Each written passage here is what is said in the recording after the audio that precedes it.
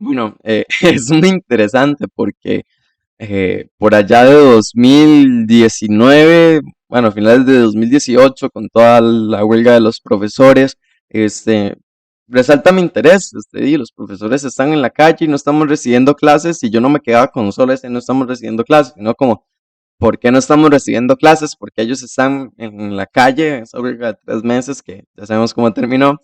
Después viene 2019 y empiezan ciertas cosas de afectación a los estudiantes. Un grupo de mi colegio decide manifestar un día con los profesores. Yo no estaba muy enterado, pero a la siguiente semana veo que hay muchos grupos de estudiantes en un montón de lugares pequeñitos. Entonces ya tomo la decisión, bueno, para hacer un antes de eso, había quedado presidente de ese colegio, había hecho un proceso de elecciones.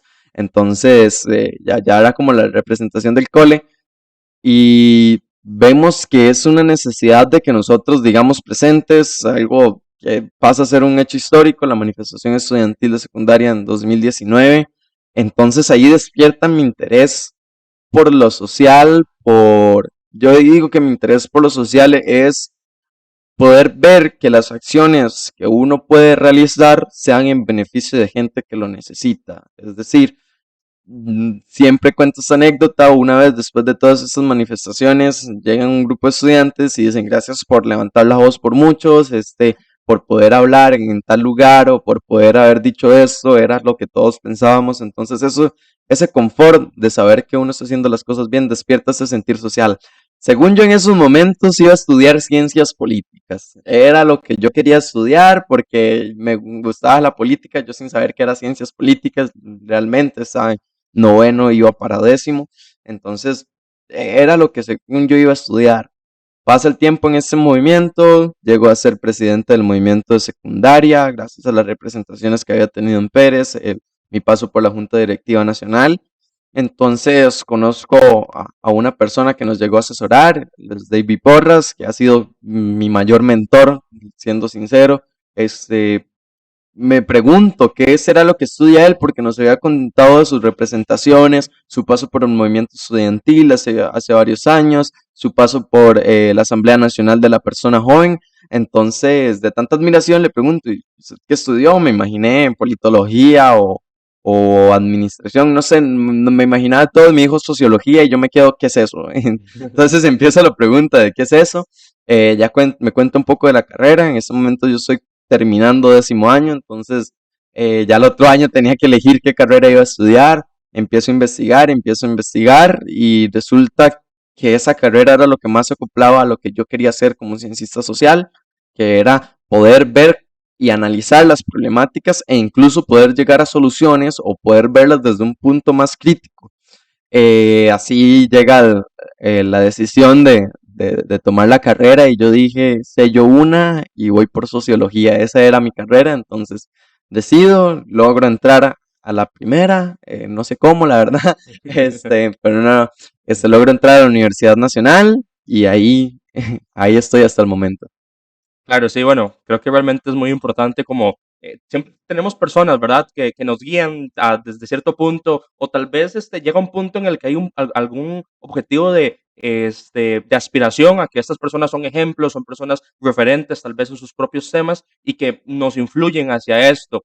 Bueno, hemos hablado y me gustaría empezar con este tema, es el hecho de la educación, porque bueno, empezaste con educación de secundaria y aún estás en educación. ¿Vos cómo considerás que actualmente está la ruta de la educación o si existe ruta o cómo crees que se han abordado en el actual gobierno, incluso que arrastra algunas cosas del gobierno de Carlos Alvarado, pero cómo crees que Rodrigo Chávez y Ana Catalina Müller, creo que se llama, ministra de Educación, han abordado la educación?